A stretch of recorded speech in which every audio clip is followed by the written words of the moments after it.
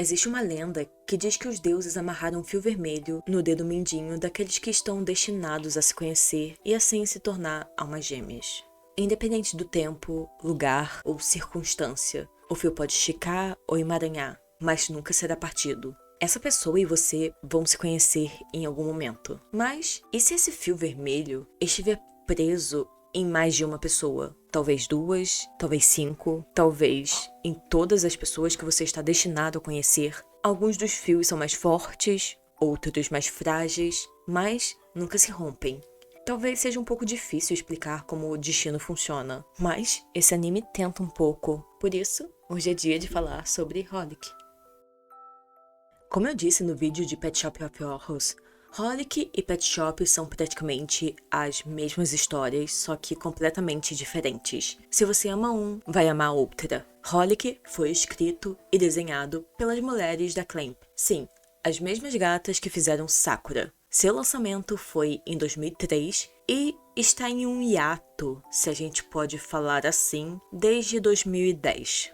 Holic é muito importante para a Clamp, mas essa é uma obra que elas mais quiseram brincar com o título. O nome completo é XX Holic. Esses X podem dar a ideia de que é alguma coisa proibida ou sexual.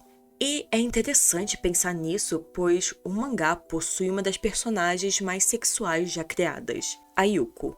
A sexualidade dela é muito diferente da sexualidade da Lala de To Love Who, ou de uma coisa mais madura, como a Lisa em Jojo. A Yuko tem algo muito mais nela, e em todo o ambiente que ela tá. Sempre que ela interage com alguma coisa, tem uma áurea diferente. Ao mesmo tempo que ela é vulgar, ela não é.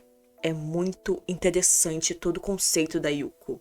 Mas, além dessa vibe proibida, esses X também podem ser lidos como uma forma de preencher um espaço em branco. O que dá uma grande dica do que é a história. Então, se a gente levar isso em conta, Holic é alguma coisa proibida, mas em uma tradução completamente literal, seria vícios em um espaço em branco. E, como eu disse, essa história é muito importante para Clamp. Não por explorar essa fantasia sombria e vícios tóxicos da vida adulta, e sim por ser o ponto de partida para conectar todos os seus universos. As mulheres da Clamp queriam que o sobrenatural de Tokyo Babylon se conectasse com a fantasia de Sakura. E isso acabou criando Tsubasa, que é Sakura, só que diferente.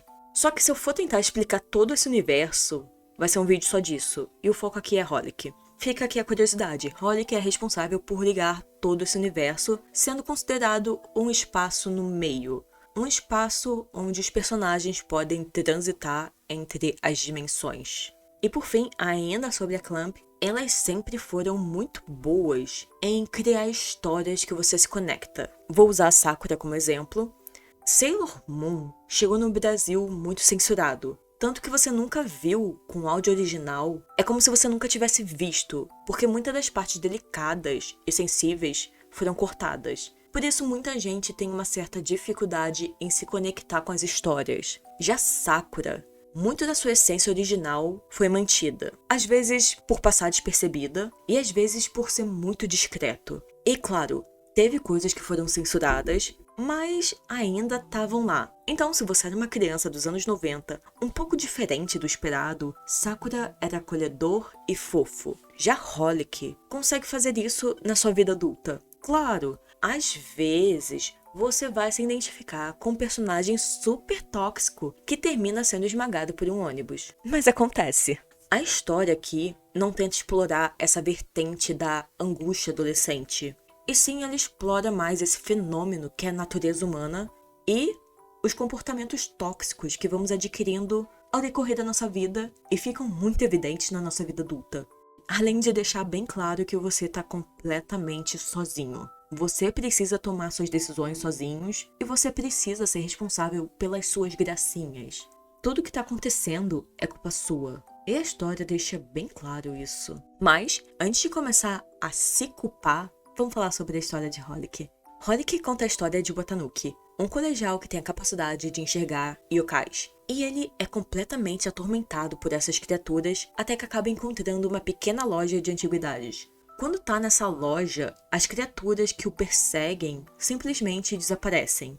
Ele então acaba sendo chamado para dentro da loja e é recebido por duas menininhas chamadas Maru e Moru. Elas agem como se soubessem que ele estaria ali e falam que a mestra está esperando por ele.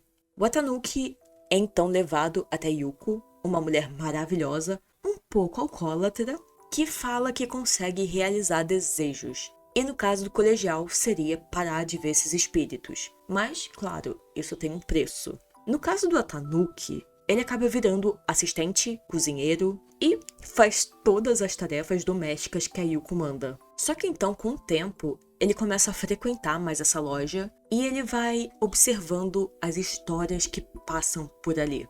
Pessoas que encontram a loja de uma forma completamente aleatória são chamadas de uma forma sobrenatural para dentro e acabam pedindo ajuda a Yuko com seus vícios, paranoias, doenças, romances. Porém, tudo tem um preço.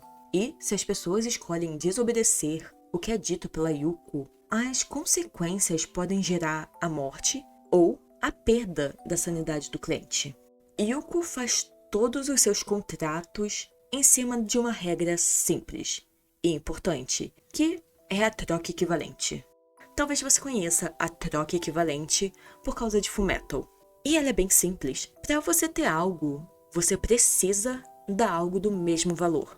E é assim que Yuko trabalha. Ela pode ajudar as pessoas, mas as consequências podem se manifestar de uma forma bizarra e assustadora no mundo real. Essa regra pode mudar um pouco de acordo com cada arco de personagem, mas sempre que são ignoradas, o equilíbrio é prejudicado de alguma forma. Um bom exemplo do que é Holic é o episódio da Pata do Macaco, que no mangá são os capítulos 17 até o 20, e no anime é o episódio 8 da primeira temporada. Esse capítulo é baseado nessa lenda que existe de um talismã em forma de uma pata de macaco mumificada. Esse talismã, ele realiza desejos de uma forma um pouco distorcidas. Sua variante mais popular foi o conto com o nome de Pata do Macaco, do escritor inglês William Jacobs. E o Sr. King também já se inspirou bastante nessa lenda com seu livro O Cemitério. Tanto no conto de William quanto no livro de King, a gente vê a troca equivalente e as consequências de quando o equilíbrio é prejudicado. Não seria muito diferente nesse episódio de Holic. Essa história começa quando a Yuko está obrigando o Watanuki a arrumar o estoque para se livrar de algumas coisas, porém, uma professora do menino acaba sendo chamada pela loja. Essa professora observa as coisas que estão à mostra e encontra um cilindro muito decorado e ele chama demais a sua atenção, tanto que ela fica fascinada e pergunta para Yuko quanto que ele é. A Yuko fala que não tem nenhum valor e que ela pode levar, só que tem um pequeno detalhe, ela nunca deve abri-lo. A mulher aceita isso e vai embora, porém fica visível que ela tá meio que obcecada, porque ela começa a levar esse negócio para todos os lugares. E, eventualmente, ela deixa cair, revelando que dentro do cilindro tem a pata do macaco. Ela conhece a lenda de que esse objeto realiza desejos, então ela resolve tentar. Porém, sempre que ela deseja alguma coisa, um dedo da pata se quebra. E ela sabe que quando chegar no último, pode ter uma consequência. Mas ela tem certeza que ela não vai fazer o último pedido. Começa com coisas bobas como um dia de chuva, mas vai crescendo até que ela pede para que ele escreva o melhor artigo científico já feito na faculdade. E, por fim, deseja que um acidente ocorra para ela ter uma desculpa para chegar atrasada. Ela tá usando a troca equivalente sem dar nada em troca, apenas recebendo. Um bom exemplo de como as coisas funcionam é o que acontece com o artigo dela. Ele surgiu do nada. O universo entregou um artigo científico de bandeja para a mulher. Porém, o orientador da faculdade acaba entrando em contato com ela e afirma que vai começar uma investigação, pois o artigo dela é exatamente igual ao de outra pessoa. Todos os seus desejos, e tudo isso vai crescendo até que resulta na morte dela em um terrível acidente. Quando a Tanuki fala com a Yuko, questionando do porquê dela ter deixado tudo isso acontecer, a Yuko apenas afirma que ninguém pode se considerar especial. Ter muita confiança em si mesmo pode levar a não considerar todas as opções ou a não ser cauteloso o suficiente para tomar uma decisão. A professora sabe da lenda de que as pessoas morrem, mas ela realmente acredita que ela tem tanto controle e que ela é tão superior a todos os outros que ela não vai fazer o último desejo. E a melhor parte de tudo é que no final foi tudo culpa dela. A mulher teve certeza que seria superior ao universo, mas ela simplesmente não percebe que o universo só não se importava com o que ela estava fazendo ou o que ia acontecer com ela. Ela é descartável, assim como todo o resto. Um segundo exemplo muito bom de troca equivalente e a vida das pessoas é o episódio 20 da primeira temporada, que fala sobre um possível assassinato. Uma mulher chega na loja querendo se livrar de uma foto. E não demora muito para essa foto revelar para Yuko o que aconteceu. Essa mulher empurrou a sua amiga ou a sua irmã, eu não lembro, de um penhasco por inveja. Mas o seu pedido não é para trazer a irmã ou a amiga de volta, e sim para acabar com a culpa dela e fazer a foto desaparecer para sempre. O Tanuki fica completamente em choque por a Yuko aceitar isso. Porém, o acordo é bem simples. Essa mulher não vai sentir mais nenhuma culpa e a foto vai desaparecer se ela nunca mais aparecer em uma câmera. Caso ela apareça em uma fotografia, uma filmagem, qualquer coisa, todo mundo vai descobrir o seu crime. Óbvio que ela aceita, porque parece alguma coisa simples. Lembrando, a história se passa mais ou menos ali em 2005. Não existia tantas formas de você ter contato com uma câmera. Por isso parece simples. Mas a Yuko comenta que, por dia, você passa na frente de 20 câmeras. Seja um elevador, uma loja, um shopping, uma foto de alguém aleatório que você nem sabe quem é, mas você tá para sempre no álbum de fotografia de uma família. Entre outras coisas, como casas, shoppings, mercados. Naquela época, já era impossível você fugir. Ah, mas ela pode fugir para o interior. Sim, mas as rodovias são todas filmadas. Então, ela tirou a vida de uma pessoa e, para não sentir mais culpa e ninguém descobrir o seu crime, ela perde a sua vida, porque ela só pode viver presa em um quarto. Então, o preço por você tirar a vida de algum humano é perder a sua própria. Só que, claro, a Yuko não mata, ela faz prisioneiros. Eu quase não falei do Tanuki aqui, mas ele é muito importante, porque ele é a melhor forma de explicar o conceito de destino, que é uma coisa muito importante e imprevisível. Tudo acontece por uma razão. Você conhece alguém na rua? Destino. Esbarra em alguém, encontra o objeto, acha um gatinho, faz qualquer coisa. Isso significa que ia acontecer. O destino já tinha planejado tudo isso. Mas não significa que você está preso em um roteiro. O destino é imprevisível e confuso. Só que você não consegue controlar as pessoas que vão estar com você no destino. Isso porque voltamos à linha vermelha. Existem almas gêmeas, mas você pode ter mais de uma.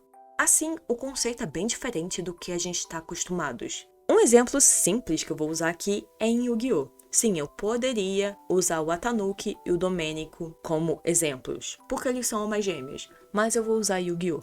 Porque é mais simples. O Faraó Aten e o Seto Kaiba são almas gêmeas. Isso é um fato. Não importa o século, não importa onde, não importa quando, eles vão se reencontrar e vão se conectar de alguma forma. Seja pelo amor, que o Seto e o Aten eram primos e melhores amigos, ou pelo ódio, como no futuro que eles são rivais. Mas o Aten não tem só uma alma gêmea.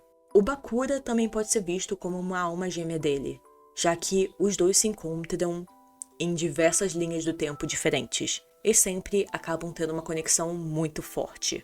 Não importa o que aconteça, eles sempre vão se reencontrar. E por isso é certo dizer que Holic é muito sobre nossas conexões, a forma que a gente enxerga o nosso lugar e a assustadora vida adulta. Então, se você está procurando uma história sobre a natureza humana e como podemos ser trapaceiros na vida adulta e nojentos, Holic é completamente feito para você. Então, Pet Shop é sobre karma e Holic é bem mais sobre a troca equivalente. Mas no final, Holic e Pet Shop é bem mais sobre como nunca pertencemos inteiramente a nós mesmos. Somos apenas um misto de fragmentos da história de outras pessoas que vão se conectando às nossas. Então, eu acho que é isso. Até!